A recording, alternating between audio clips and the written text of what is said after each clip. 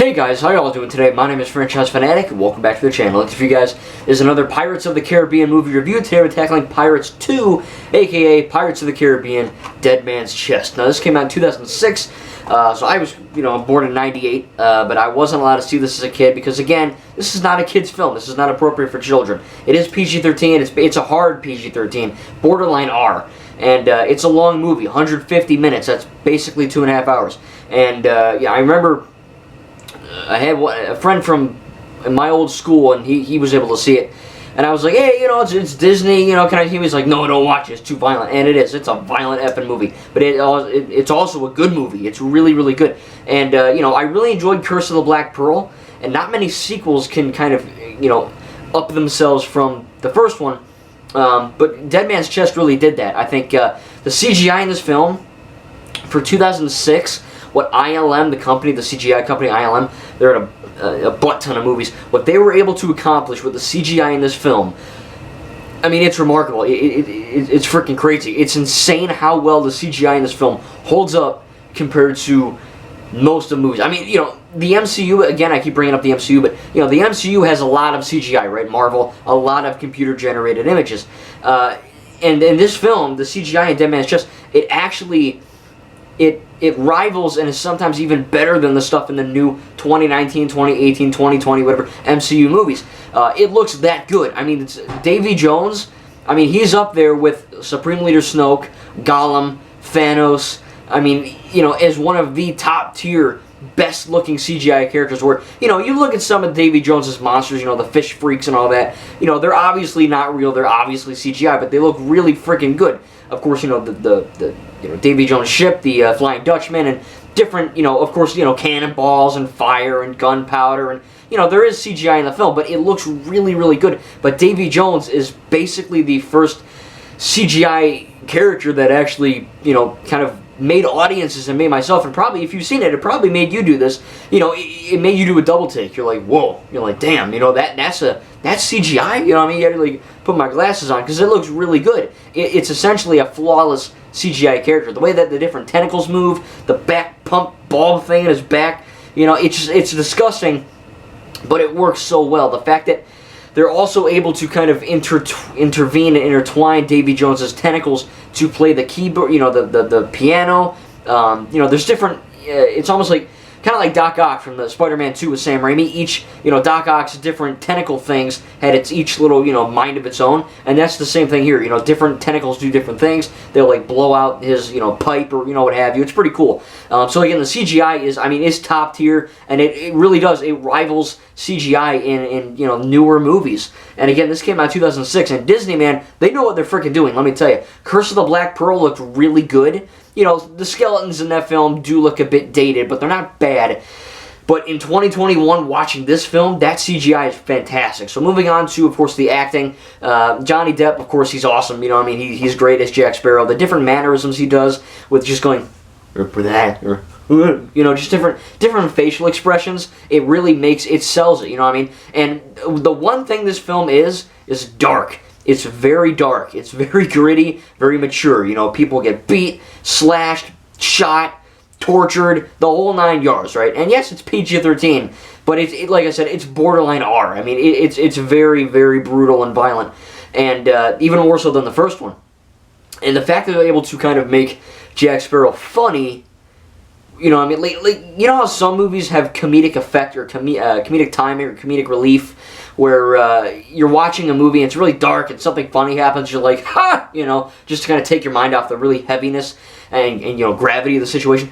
This film has that, but the difference between comedic relief and actual comedy is that comedic relief, for the most part, is meant to kind of make the audience feel not as tense. It's a light moment of brevity. This film is actually funny because it earns its funny moments. It's not just Jack Sparrow wandering around like a drunken idiot to, oh man, this movie's really dark. That guy just got shot in the face. Oh well, let's have Jack Sparrow do something stupid and we'll make him laugh. No, the jokes in this movie are really earned and they're actually effing funny. This is, and most of it is Jack Sparrow. But there's a lot of funny moments in here from, Will and Elizabeth and Jack and Gibbs, everyone, Marty.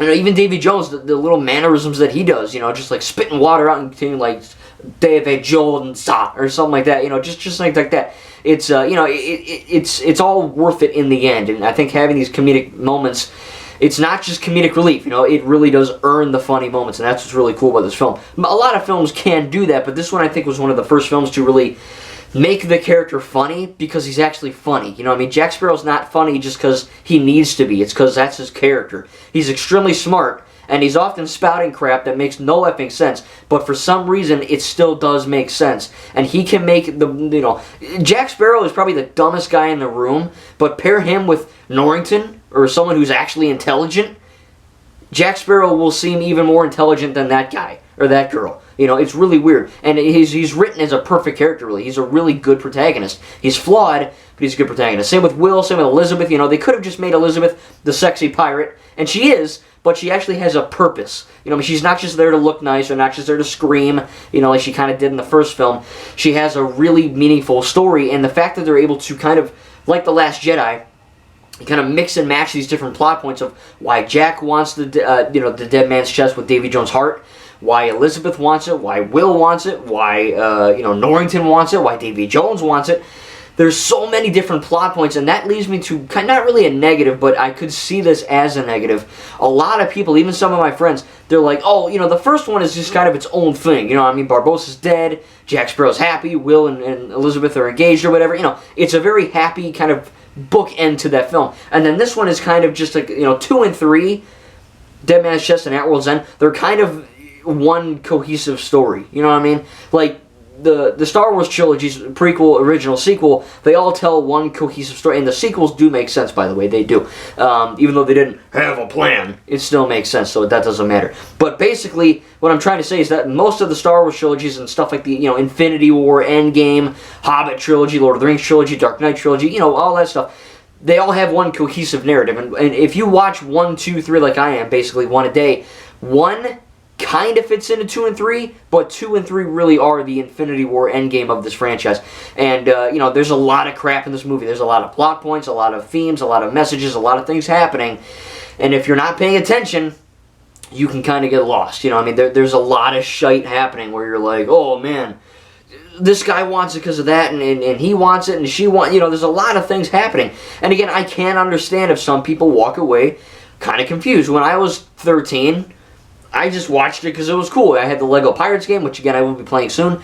But you know, I didn't really understand what was going on. But now that, of course, I'm an adult, or an older teen at least, when I was like 16, 17, I understood. You know, I mean, there's a lot of stuff happening. It's very much a, I mean, at 150 minutes, it's a long-ass movie. But, you know, like, if you want to say, like, Lord of the Rings, Return of the King, that's 200 minutes. You know, so there are longer films than this. But I think that this movie benefits from having a longer time because you're able to kind of spend more time with the characters, kind of understand their motives and all that stuff. So again, action scenes, again, great.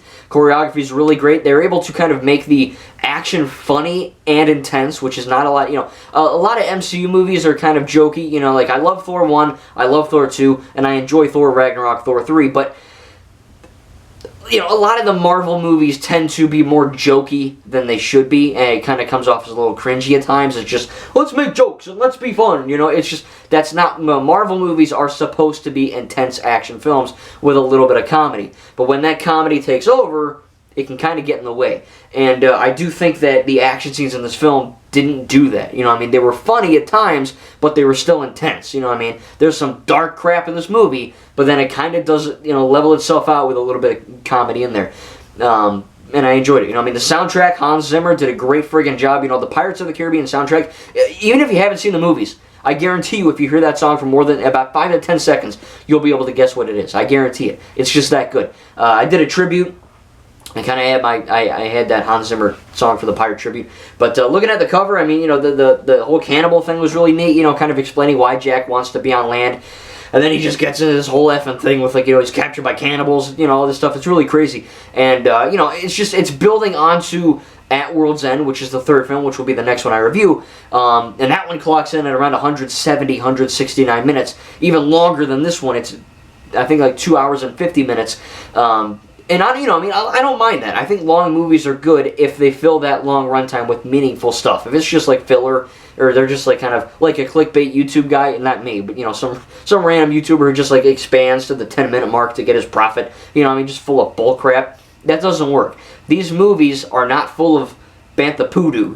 They actually are earning the long length, and I think that the next one is longer. And of course, On Stranger Tides and Dead Men Tell No Tales are of course a lot shorter, but we'll get to those when we get to those. But anyway, I really enjoyed Dead Man's Chest, man. It really did. It kind of made everything that we loved about Curse of the Black Pearl even better. And the character motivations are great. CGI is effing fantastic. The action scenes are great. The writing is really sharp and witty. Again, that practical element is still there, where it's not completely CGI forest and CGI. They really are on location, and they really are on a boat in the water. Of course, there is some CGI, and what little CGI they have is, of course, pretty much flawless. And dude, Davy Jones, man, like I said, he is just perfect. Really perfect. You can't get any better than, like I look at Snoke, like I said, Gollum, Thanos, and then Davy Jones.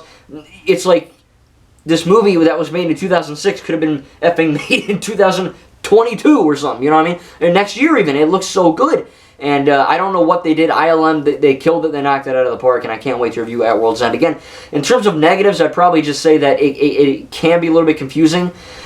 Because the Curse of the Black Pearl, the first one, was kind of its own thing in a sense. It was kind of simplistic. There's a lot of things happening, and it's setting up for another one. And, all this stuff, and, there is that after credit scene with the dog being the king of the cannibals, which was really funny. But again, man, great mix of humor and action. Intensity, again, not for kids, but it very much is a great franchise. And it's why, I love the Pirates of the Caribbean because of the ride in Disney World, but these movies and the Lego game, it's just, all of that is just, watching this film, I want to go back to Disney World, even though I just came back like less than a week ago. I want to go back and re-ride the ride 100 times. They did a really good job of, like, the fact that they're able to make all these different plot points, from an 8-minute ride, which has nothing to do with these movies, is pretty freaking crazy. So again, in terms of, I don't really consider it to be a negative myself. But again, it can be a little bit confusing. It's just shy of greatness. Like Curse of the Black Pearl, I'm going to give Pirates of the Caribbean Dead Man's Chest an A. And again, I'm not just saying that because I love Pirates of the Caribbean. I really didn't have any issues with it. And, it's a great film. I really enjoyed it. So again, tell me in the comments what you think about Dead Man's Chest. I cannot wait to watch At World's End. Technically the end of the Pirates of the Caribbean franchise, the trilogy, and then of course they made 4 and 5. But again, we'll get to the rest when we get to the rest. Hope you guys enjoyed this video. Again, guys, Pirates of the Caribbean Dead Man's Chest is great. Not a lot of issues I can think of. And, it really is the blueprint for the second film. Again, the Infinity War Endgame kind of thing. And this leads right into At World's End. So again, guys, I can't wait. Tell me in the comments what you think. Thank you, guys, and we'll see you in the next video.